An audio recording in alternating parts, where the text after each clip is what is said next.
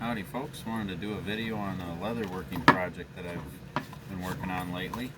This is a belt that I did a few months ago. I've got it for sale on Facebook Marketplace. Nobody's bought it yet, but I've kind of showed off this design before, having the strap on the buckle and everything over the belt drop loop that you can adjust, or all you have to do is pull the hammer thong or the leg tie out of the skirt, and then you can pull it right out of the strap, and then you can kind of wiggle your way out of the drop loop, and then you can just wear it as a regular over the belt, a little more traditional, authentic, whatever. So anyway, that's that one. As you can see, two-tone.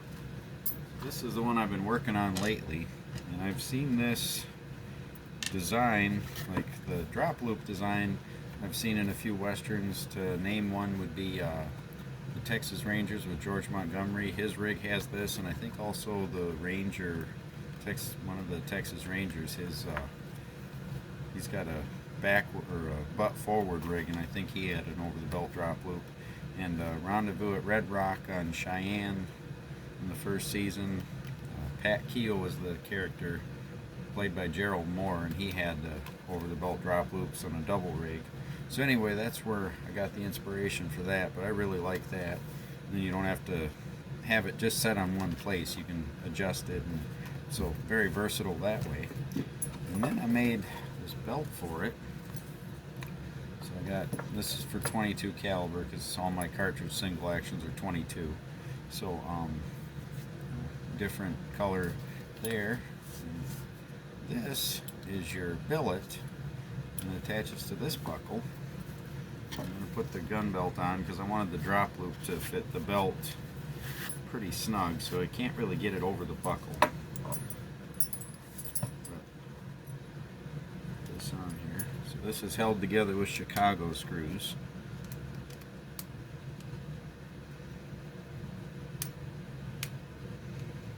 I could have done lace, but I just thought with the black and everything, maybe the Chicago screws would look better on this particular rig.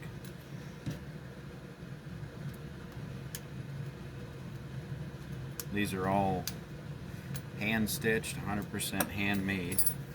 So then to attach it, you've got two buckles. So it'd sit like that. Now you can adjust this thing from there.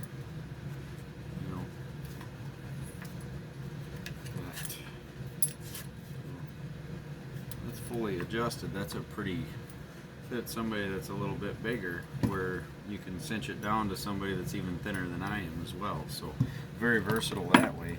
And you could make this part, the billet, longer, or I think if I make another one, I'm going to make the actual belt a few inches longer. I haven't actually measured to see how far this will actually go, but before, I'm going to cut the camera off and move it and put it on and take a little video too, so I'll measure it before that. But anyway, just wanted to take a look at what I'm going to call the most versatile Western gun belt you can get.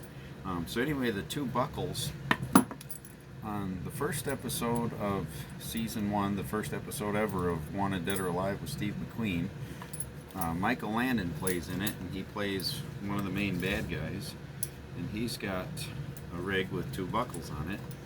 And later in the same season, on the episode called The Legend, Michael Landon's in it again, and he's got the same gun belt with two belt buckles. I don't know why he didn't keep that for Bonanza. That would have really made his character cool.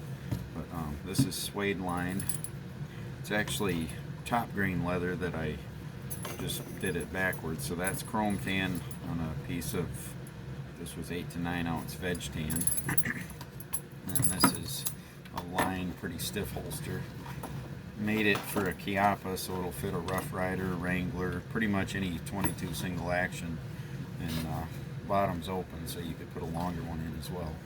But anyway, I'm going to call it the most versatile 22 caliber Western gun belt you can have.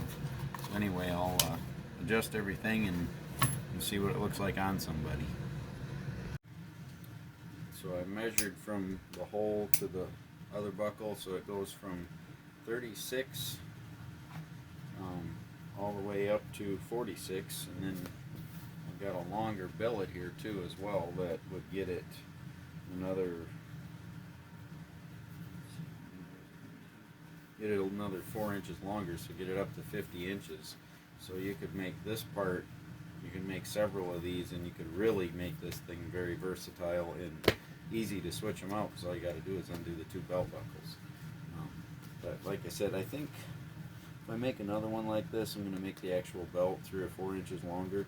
Because if you had a holster on each side and you were bigger than I am, they're not going to sit right. So I think the belt itself could be a little longer.